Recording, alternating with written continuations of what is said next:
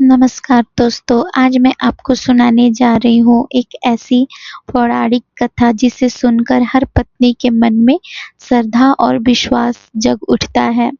यह कहानी है पतिव्रता नारी सावित्री की, जिसने अपने प्रेम, तपस्या और अटल विश्वास से स्वयं यमराज को झुका दिया। कहा जाता है कि जो स्त्री श्रद्धा से वट सावित्री व्रत रखती है, उसके पति की आयु लंबी होती है और वैवाहिक जीवन सुखमय बना रहता है।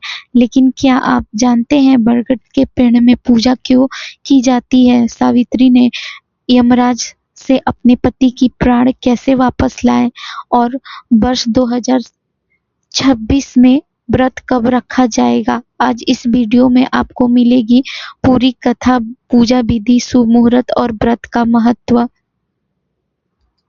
यह व्रत 2026 में 16 मई शनिवार को मनाया जाएगा। यह व्रत पति की लंबी आयु, सुख, समृद्धि और अखंड सौभाग्य के लिए रखा जाता है।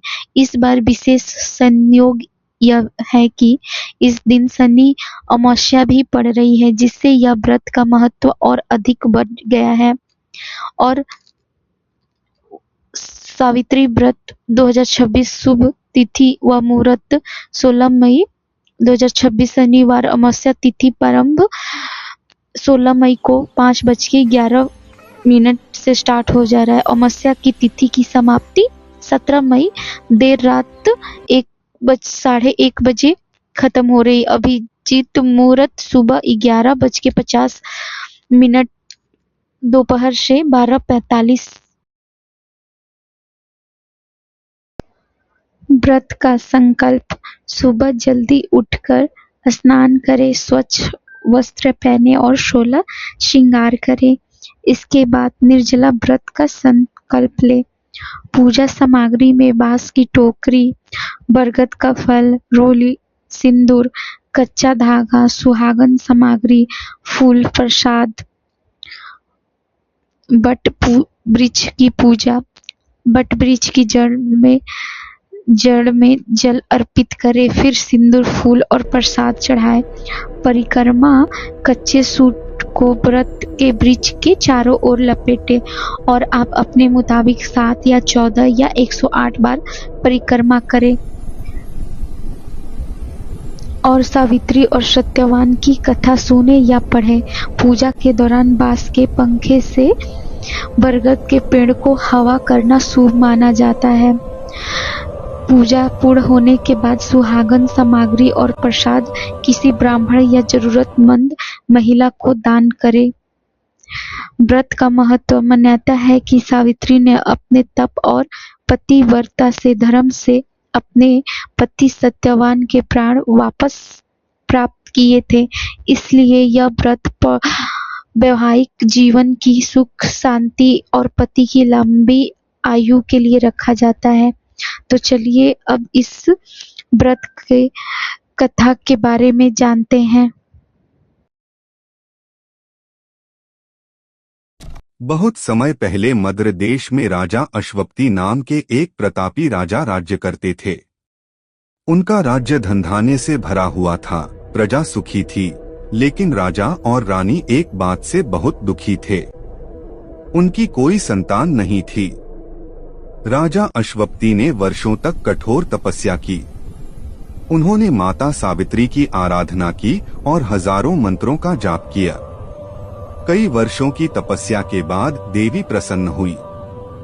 देवी ने कहा, राजन, तुम्हारे घर एक तेजस्विनी कन्या जन्म लेगी।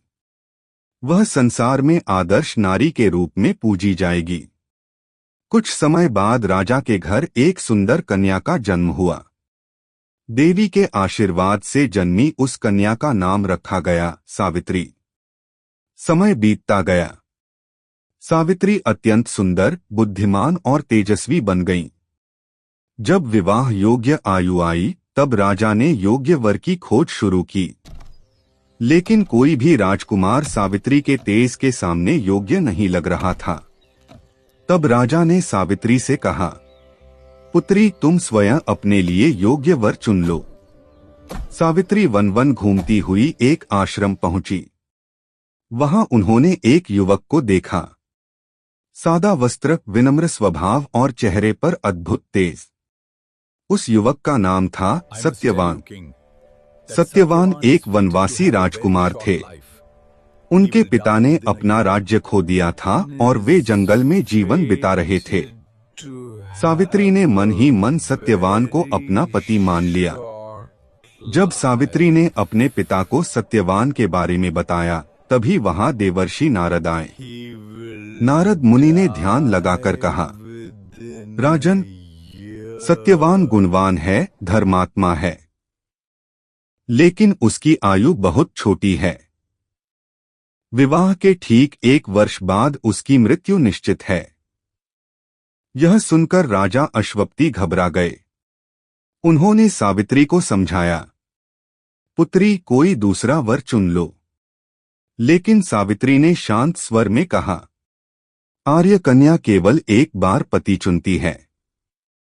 मैं सत्यवान को ही अपना पति मान चुकी हूं।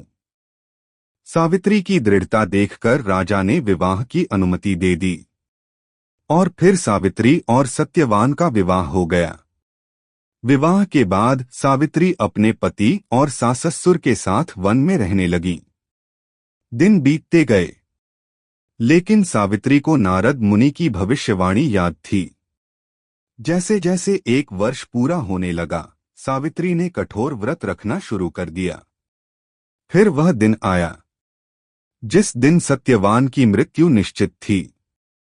सुबह सावित्री ने व्रत रखा और अपने पति के साथ जंगल चली गईं। सत्यवान लकड़ियां काट रहे थे, तभी अचानक उनके सिर में तेज दर्द हुआ। उन्होंने कहा, सावित्री, मेरा सिर बहुत भारी हो रहा है। सावित्री ने सत्यवान का सिर अपनी गोद में रख लिया। कुछ ही क्षणों में सत्यवान ने अंतिम सांस ली। पूरा जंगल शांत हो गया। तभी वहां यमराज प्रकट हुए। उन्होंने सत्यवान के प्राण अपने पाश में बांधे और दक्षिण दिशा की ओर चल पड़े। लेकिन सावित्री भी उनके पीछे चलने लगी।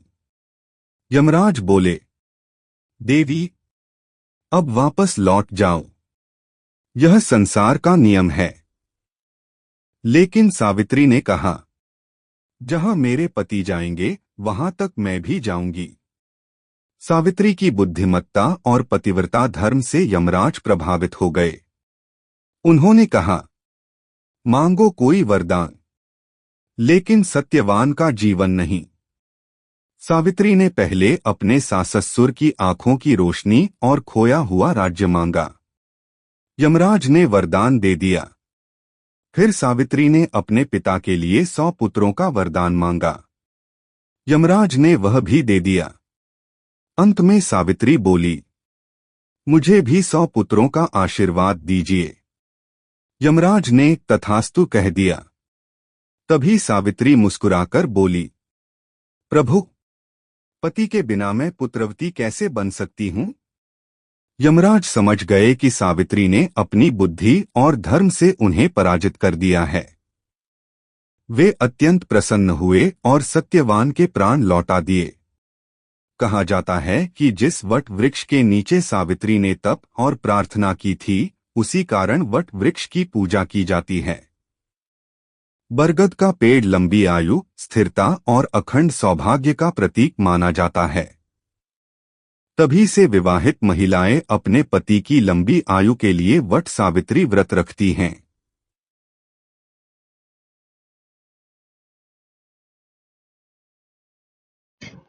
वीडियो अच्छी लगी हो तो लाइक और सब्सक्राइब जरूर करें। Thank you for watching.